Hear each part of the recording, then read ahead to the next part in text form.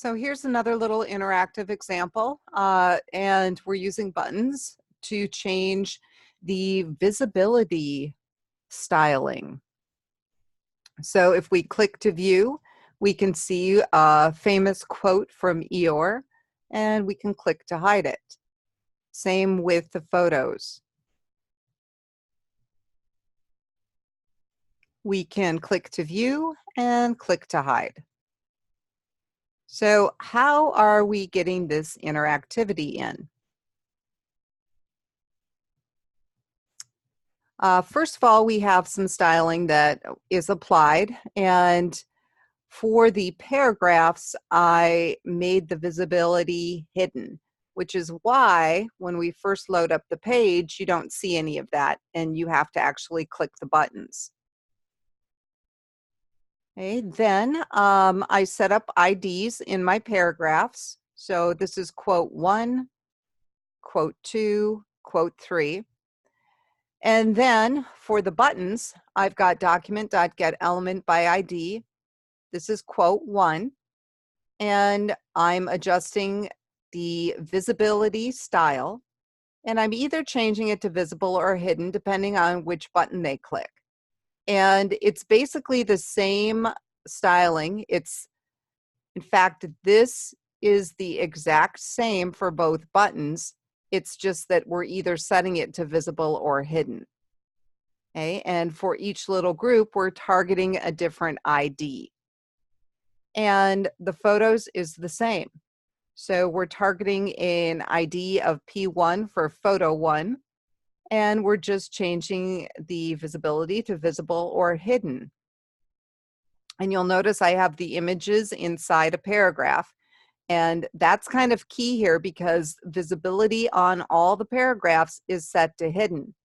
The text that is showing when the page loads is the buttons and the headings.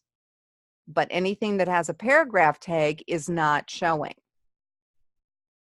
Okay, and it's the buttons that either show or hide the information.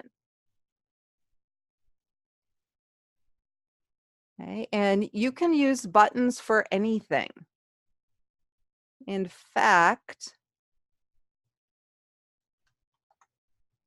I'm going to show you, you can actually connect a couple different graphics and have buttons switch between the graphics. So I'm going to show you that real quick.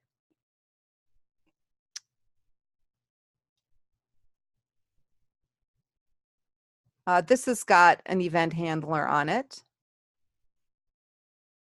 It's on mouse over. You'll notice that the color changes and so does the text.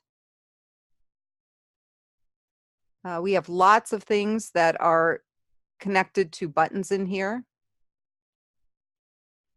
including this. So if we want to see the rose bloom, we can click, and if we want to see it unbloom or close, we can click, and that's just a matter of swapping images.